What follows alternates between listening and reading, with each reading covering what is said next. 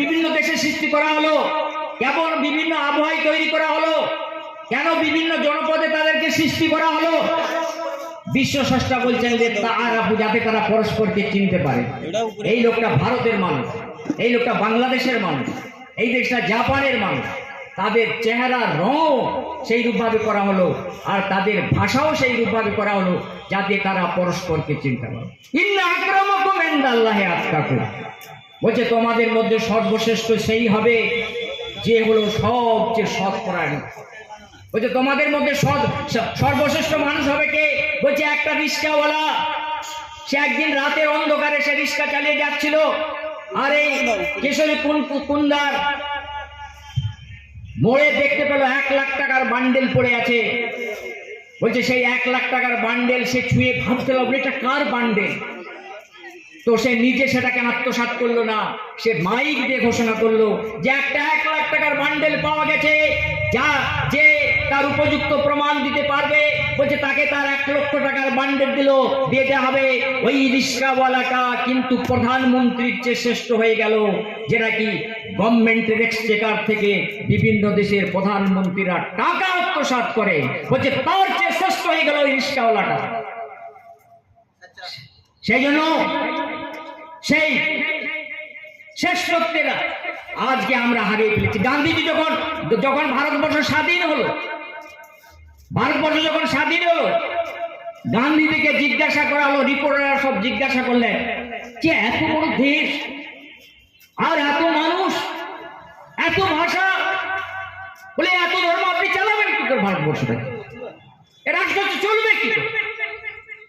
বলছে আমাদের প্রাকৃতিক সম্পদ রয়েছে, আমাদের খনিজ সম্পদ মিনারেলস রয়েছে, আর আমাদের মানব সম্পদ রয়েছে, যা পৃথিবীর সবচেয়ে বেশি বড় মানব সম্পদ ভারতবর্ষে রয়েছে। বলছে আমাদের অসুবিধা কোথায়? কিন্তু একটা জিনিস, যদি একটা মানুষ লোভী হয়ে যায়, একটা মানুষ যদি লোভী হয়ে যায়, তার লোভ মিটাতে গিয়ে বলছে ভারতবর্ষের সমস্ত সম্পদ দিয়ে দিলেও তার লোভ মিটানো যাবে। আজকে আপনি দেখুন রাজনীতির মঞ্চে যারা সবচেয়ে বেশি আজকে দুর্নীতি করায়, সবচেয়ে বেশি মানুষের সম্পদ লুট করে, তারাই আমাদেরকে পরিচালনা করছে। তাই সদ্ভাবনার মঞ্চ নিজেদের মধ্যে যেমন সম্প্রীতি তৈরি করতে হবে, সেরূপ অন্যায়েরও প্রতিবাদ আমাদের করতে হবে। আমরা নিজেরাই তো আমাদের সেই সমস্ত নেতাদেরকে নির্বাচন করি, আমরা সেই সমস্ত অসৎ মানুষদেরকেই তো নির্বাচন করি।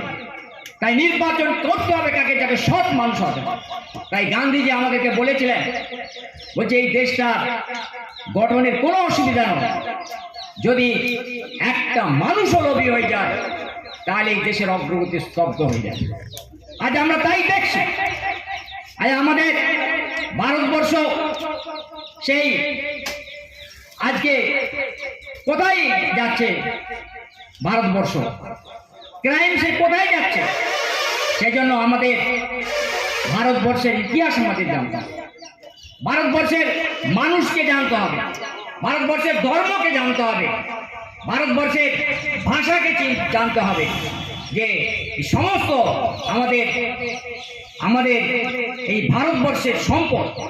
যখনই একটা সম্প্রদায়ের একটা মসজিদ ভেঙে দেওয়া হয় কি মন্দির ভেঙে দেওয়া হয়, সেটা ভারতবর্ষের একটা সম্পদ ভাঙা হল। এই ধারণাটা আমাদের, বলছে অমুক সম্প্রদায়ের মন্দিরটা আমরা ভেঙে দিলাম, অমুক সম্প্রদায়ের মসজিদটা আমরা ভেঙে দিলাম। আরে কার সম্পদ তুমি ভাঙো? তোমার নিজের সম্পদ তুমি ভেঙেছো। মসজিদ ভাঙা মানে এটা মুসলমানের মসজিদ ভাঙা, এটা ভারতবর্ষের একটা সম্পদকে তুমি ভাঙিয়ে দিলে, একটা ভারতবর্ষের হেরিটেজকে তুমি ধ্বংস করলে। এই ভাবনা, এই চিন্তাধারা আজ আমাদের মধ্যে চলে যাচ্ছে। আজকে রাজনীতিতে শুধু হিন্দু আর মুসলমান, হিন্দু আর হিন্দুকে আর মুসলমানকে, তোমরা তো একই দেশে জন্মগ্রহণ করছো, তোমরা একই তো। তোমাদের সূর্যের আলো তো বলেনি যে এটা আমি শুধু হিন্দুর জন্য সূর্যের আলো দেবো, সূর্য বলেনি তো আমি শুধু মুসলমানদের জন্য আলো দেবো, বায়ুমণ্ডল বলেনি তো যদি আমি বায়ুমণ্ডল শুধু মুসলমানদের জন্য প্রবাহিত হব। আর